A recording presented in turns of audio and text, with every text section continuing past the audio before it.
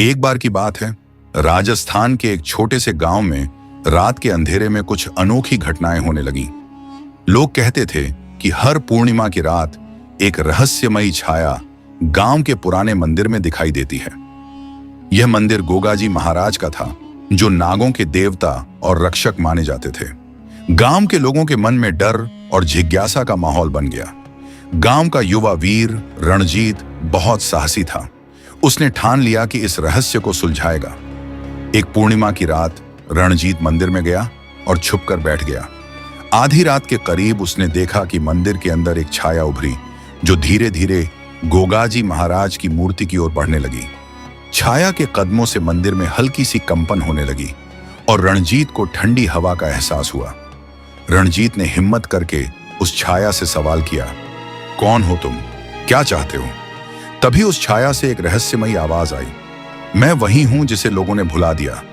मुझे यहां आने का कारण है और इसका जवाब तुम्हें तब मिलेगा जब तुम इस मंदिर के रहस्यों को समझोगे।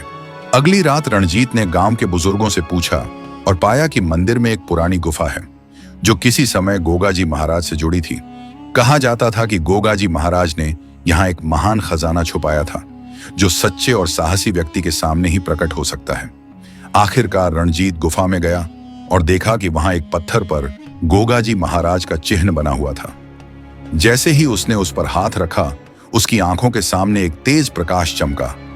जब वह अपनी आंखें खोलता है तो वह एक खंडहर में खड़ा था, जहां एक विशाल नाग उसके सामने फुफकार रहा था। नाग की आंखों में अजीब सा आकर्षण था, मानो वो रणजीत की नीयत को परख रहा हो।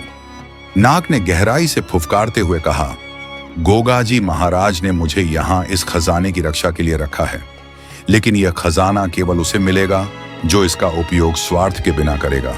रणजीत की नीयत को समझते हुए नाग ने धीरे से खजाने का स्थान बताया और खजाना उसके सामने प्रकट हो गया। रणजीत खजाने को लेकर जब मंदिर वापस लौटा, तब तक सुबह हो चुकी थी। गांव के लोग उत्सुकता से उसके चारों ओर इकट्ठा हो गए थे और वह उन्हें अपनी अद्भुत कहानी सुनाने लगा। लेकिन जब सभी खजाने को देखने मंदिर में गए तो खजाना गायब हो चुका था। वहां केवल गोगाजी महाराज की प्रतिमा मुस्कुराते हुए खड़ी थी।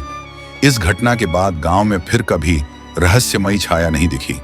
रणजीत और गांव के लोग समझ गए कि यह गोगाजी महाराज की एक परीक्षा थी, जिससे उन्होंने गांव वालों को श्रद्धा और विश्वास का गहरा पाठ सिखाया। तो दोस्तों, उम्मीद है कि आपको हमारी आज की ऐतिहासिक कहानी पसंद आई होगी। ऐसी ही और दिलचस्प कहानियों के लिए चैनल को सब्सक्राइब करें और जुड़े रहें हमारे साथ इतिहास के इस सफर पर।